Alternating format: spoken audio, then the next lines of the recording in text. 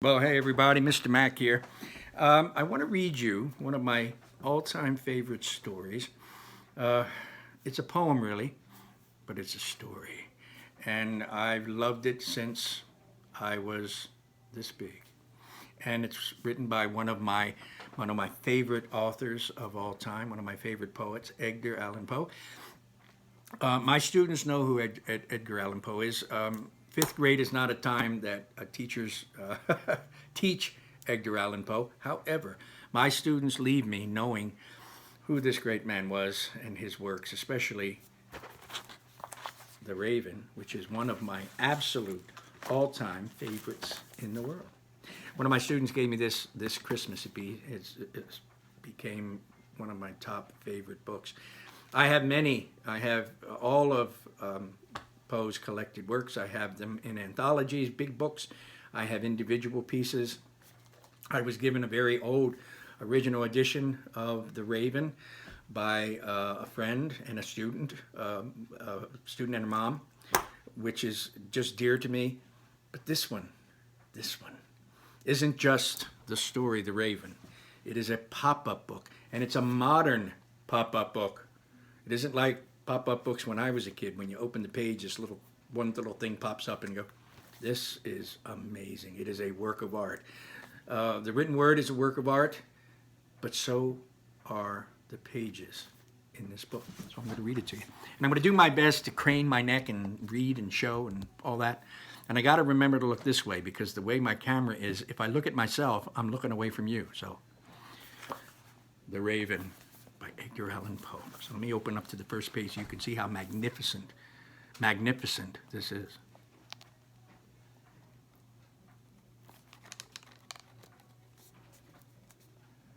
Isn't that amazing? So Edgar Allan Poe is sitting, and he's frightened. He hears a tapping, a rapping, a knocking.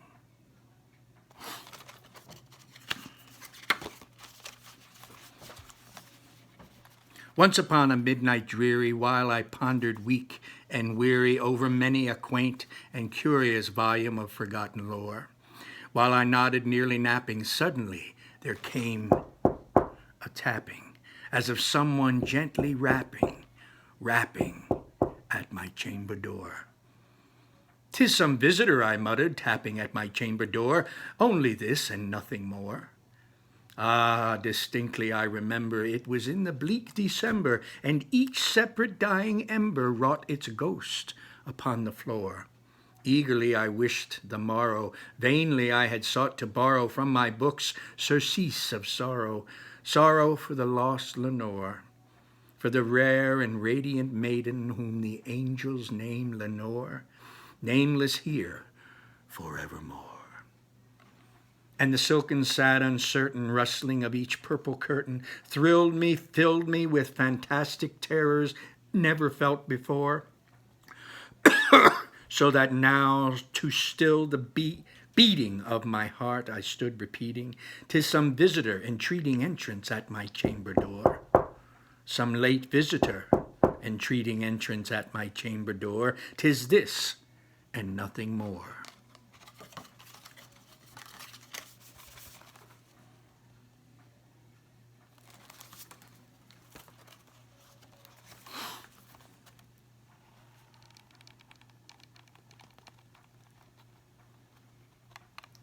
He got up to see who was at his chamber door. Presently my soul grew stronger, hesitating then no longer. "Sir," said I, or "Madam, truly your forgiveness I implore, but the fact is I was napping, and so gently you came a-tapping, and so faintly you came a-tapping, tapping at my chamber door, that I scarce was sure I heard you. Here, I'll open up the door." But there was darkness there, and nothing more. So he opened the door to see who was knocking on it, but nothing was there. It was just darkness. Deep into that darkness peering, long I stood there wondering, fearing, doubting, dreaming dreams no mortal ever dared to dream before. But the silence was unbroken, and the stillness gave no token, and the only word there spoken was the whispered word, Lenore. This I whispered, and an echo murmured back the word, Lenore. Only this, and nothing more.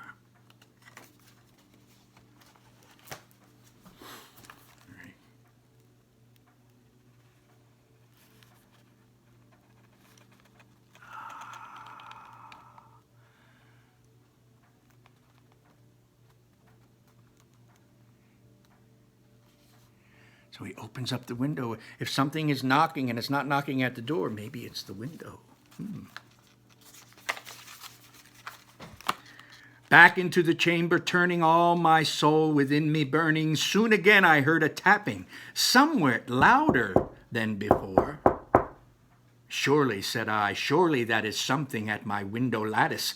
Let me see then what thereat is, and this a mystery explore. Let my heart be still a moment, and this mystery explore. 'Tis the wind, and nothing more. Isn't that what people always say when something spooky's happening? Oh, it's just the wind.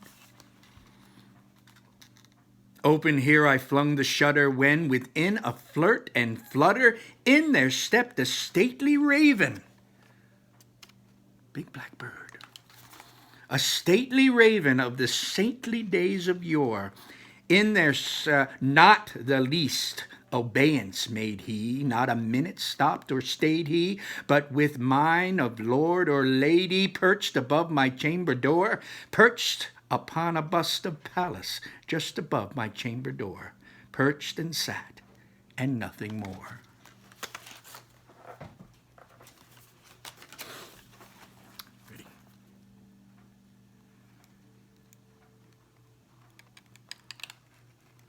Isn't that wonderful? There's the big raven perched above a bust of Pallas above his chamber door.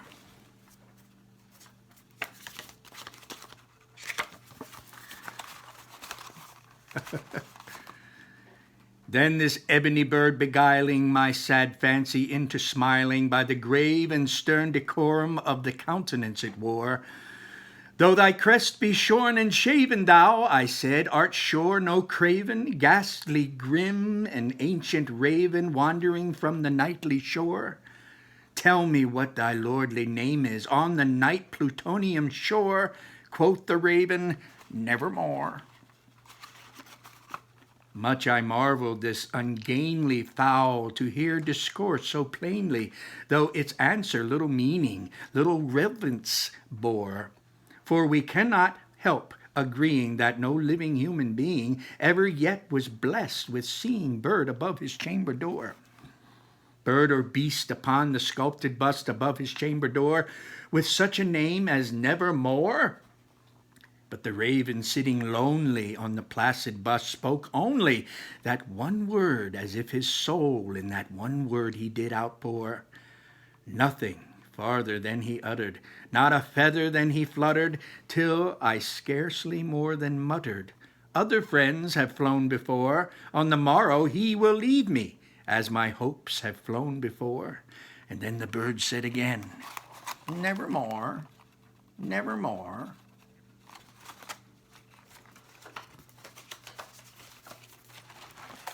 Shut it up every time so I can open it.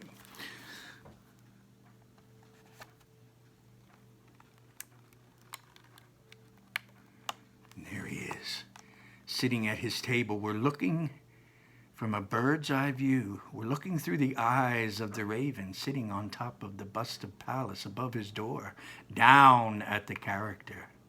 The character's looking up.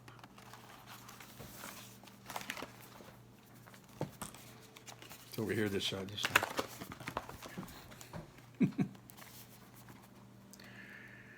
Startled at the stillness broken by the reply so aptly spoken, doubtless, I said, what it utters is its only stock and store. Followed fast and followed faster, till his songs one burden bore, till the dirges of his hope that melancholy burden bore, of never, nevermore. But the raven still beguiling all my fancy into smiling, straight I wheeled a cushioned seat in front of a bird and bust and door. Then upon the velvet sinking I betook myself to linking fancy unto fancy, thinking that this ominous bird of yore, what this grim, ungainly, ghastly, gaunt, and ominous bird of yore meant in croaking nevermore. This I sat engaged in guessing, but no syllable expressing to the fowl whose fierce eyes now burned into my bosom's core.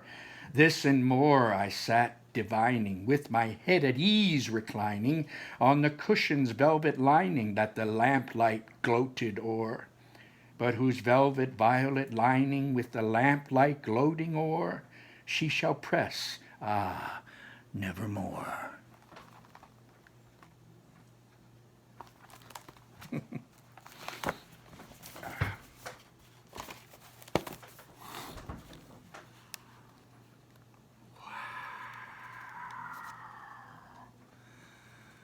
at that. So amazing.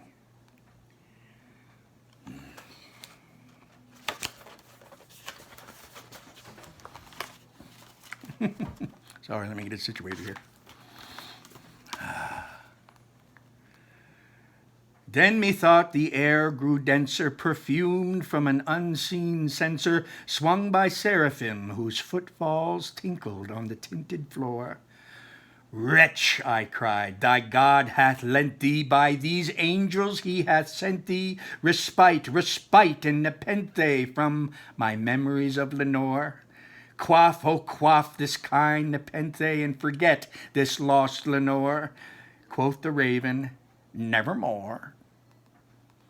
Prophet, said I, thing of evil, prophet still, if bird or devil, whether tempest sent or whether tempest tossed, these here ashore, desolate, yet all undaunted, on this desert land enchanted, on this home by horror haunted, tell me truly, I implore, is there balm in Gilead? Tell me, I implore. But quoth the raven, nevermore. Prophet, said I, thing of evil, prophet still of bird or devil, by the heaven that bends above us, by that God we both adore, tell this soul with sorrow laden, if within the distant Aidenn it shall clasp a sainted maiden whom the angels named Lenore. Clasp a rare and radiant maiden whom the angels named Lenore. Quoth the raven, nevermore.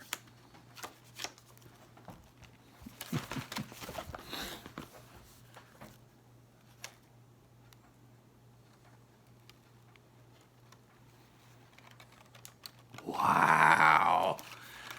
Isn't that the most magnificent thing? Look at that castle. That's Mr. Mac's dream house right there. Mm-hmm.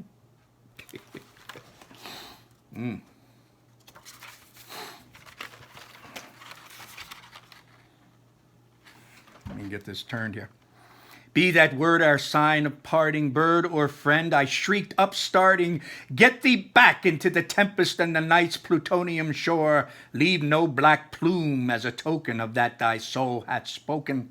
Leave my loneliness unbroken, quit the bust above my door. Take thy beak from out my heart, and take form from my door. Quoth the raven, nevermore. And the raven, never flitting, still sitting on the pallid bust of Pallas just above my chamber door. And his eyes have all the seeing of a demon's that is dreaming, and the lamplight o'er him streaming throws his shadows on the floor. And my soul from out that shadow that lies floating on the floor shall be lifted nevermore. And that's it. That's the end. Now, that is what is known as an abridged version of The Raven. In other words, it was shortened just a tad, but it's perfectly fine. We get the gist. Wasn't that the most wonderful book? I think it was wonderful. It would have been better with some music and maybe a fire and maybe a torch and lights off. But anyway, I hope you enjoyed it. The Raven by Edgar Allen Poe. You younger ones later on, perhaps in high school or college, you come across this, you'll remember it. You'll say, oh, I heard that before. All of you take care. I hope you enjoyed The Raven. Bye-bye.